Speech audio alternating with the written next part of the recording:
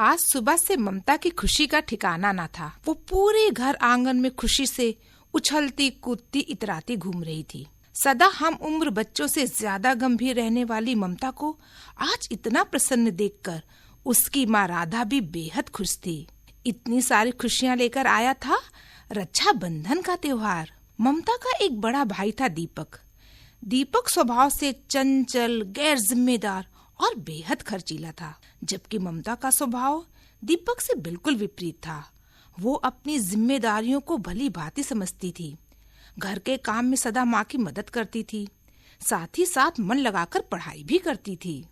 ममता ने माँ को अकेले रसोई घर में काम करते देखा तो उनके पास पहुंचकर बोली, माँ, आप सुबह सुबह क्या बना रही हो?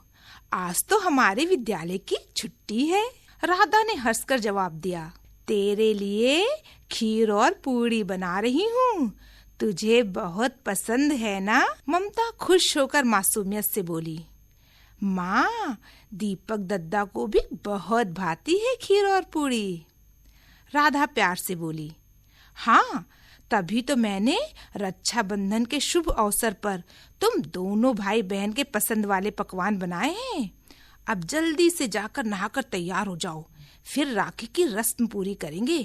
तेरे बापू को भी काम से जल्दी जाना है। ठीक है माँ, मैं चली जाऊंगी, मगर पहले आपकी कुछ मदद तो करा दूं। राधा ने पूड़ियां तलते हुए कहा, नहीं, तुझे देर हो जाएगी, तू जाकर फौरन तैयार हो जा। अच्छा माँ, जैसी आपकी मर्जी, लेकिन दीपक दद्दा तो अभी तक सो रहे हैं। राधा चौंक कर बोली, क्या वो अभी तक सो रहा है, जबकि मैंने उसे कई बार जगाया था? कोई बात नहीं माँ, मैं अभी जाकर उन्हें जगा देती हूँ। ये कहकर ममता वहां से चली गई। थोड़ी देर बाद पूरा परिवार एकत्रित हुआ। ममता ने दीपक को आवाज लगाई, दद्दा, आ जाओ, यहाँ पूरी तैयारी हो गई है। दीपक गंदा सा मुंह बनाते हुए बोला, जल्दी राखी बांध, मेरे दोस्त मेरा इंतजार कर रहे हैं।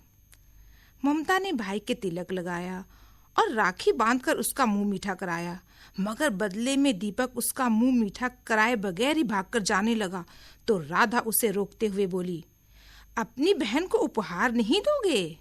दीपक लापरवाही से बोला, अरे, मैं तो उपहार लाना ही भूल गया, मैं बाद में दे दूंगा। राधा थोड़ी नाराजगी व्यक्त करते हुए बोली, बाद में तुम्हें याद कहाँ रहेगा? अच्छा चलो, उसे पैसे ही दे दो, वो स्वयं अपनी पसंद का उपहार खरीद लेगी। अभी तो मेरे पास पैसे भी नहीं है, मैं बाद में दे दूंगा, मेरे सारे दोस्त चले जाएंगे। ये कहता हुआ दीपक घर से बाहर भाग गया। राधा ने अपने पति रमेश की ओर देखा। रमेश तपाक से बोला, अरे, पैसे लेकर कौन सा भाग जाएगा? थोड़ी देर बाद आकर दे देगा तो कौन सा पहाड़ टूट पड़ेगा? हाँ, मगर ये गलत बात है जी, राधा बोली।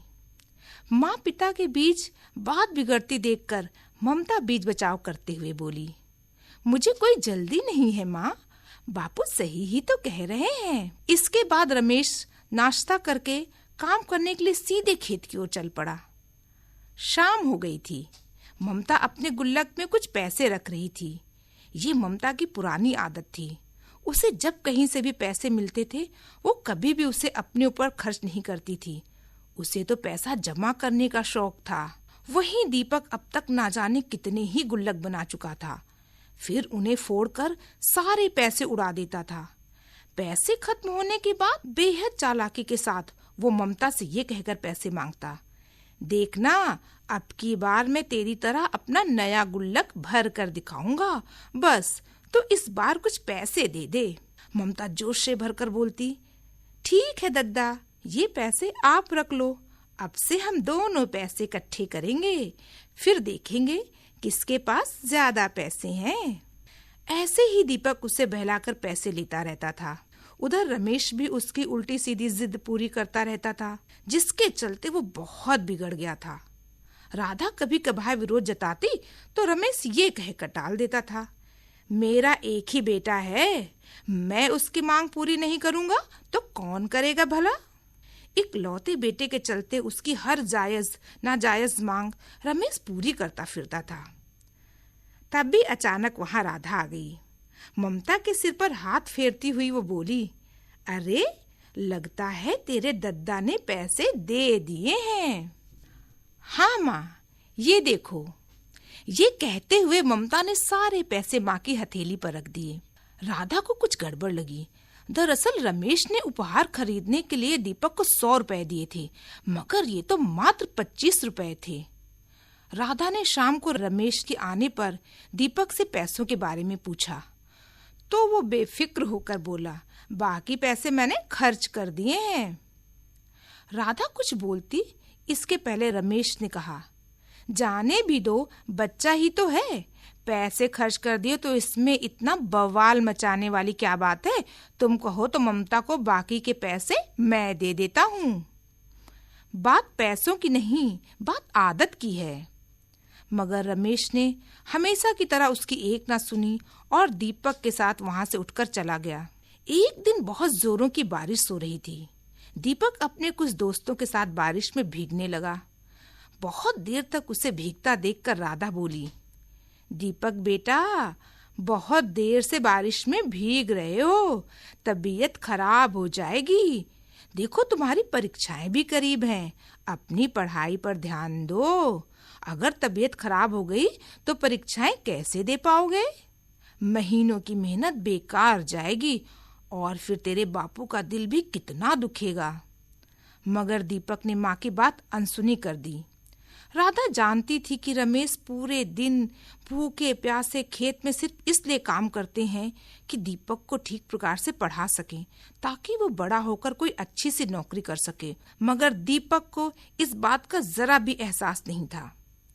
जब अगली सुबह राधा दीपक को जगाने गई तो देखा उसका सारा शरीर तप रहा था। वो फौरन रमेश को बुलाकर लाई। दोनों बड़े परेशान थे क्योंकि घर में इस वक्त फूटी कौड़ी भी नहीं थी। अब सुबह सुबह किसके सामने हाथ फैलाएं? तभी किसी ने उनकी हथेली खोलकर बहुत सारे पैसे रख दिए। दोनों ने सिर उठाकर देखा तो ममता थी। बापू, पूरे 400 रुपए निकले हैं मेरे गुल्लक से। तुम बिल्कुल भी चिंता ना करो और फौरन दीपक दद्दा को डॉक्टर साहब के पास ले जाओ। रमेश की आंखों में आंसू तैर गए। उसने बेटी को गले लगा लिया। दीपक की आंखें भी भर आईं। उसे भी एहसास हो गया कि पैसों का असली महत्व क्या है। उसने तो कभी पैसे बचाए ही नहीं थे।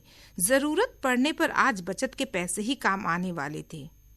अगर बचत के पैसों का इस्तेमाल जरूरत पड़ने पर हो तो अंदर से कितनी खुशी मिलती है, ये बात आज दीपक समझ गया था।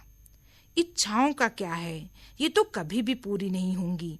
हमें ही अपनी इच्छाओं पर लगाम लगाने की जरूरत है। एक छोटी सी बच्ची हमें बहुत बड़ा पाठ सिखा गई। इसलिए तुम भी याद रखना बच्चों, फिजूल खर्ची अच्छी बात नहीं होती। पैसों का दुरुपयोग नहीं बल्कि सदुपयोग करना चाहिए। समझ गए ना आप? अब मैं विदा लेती हूँ।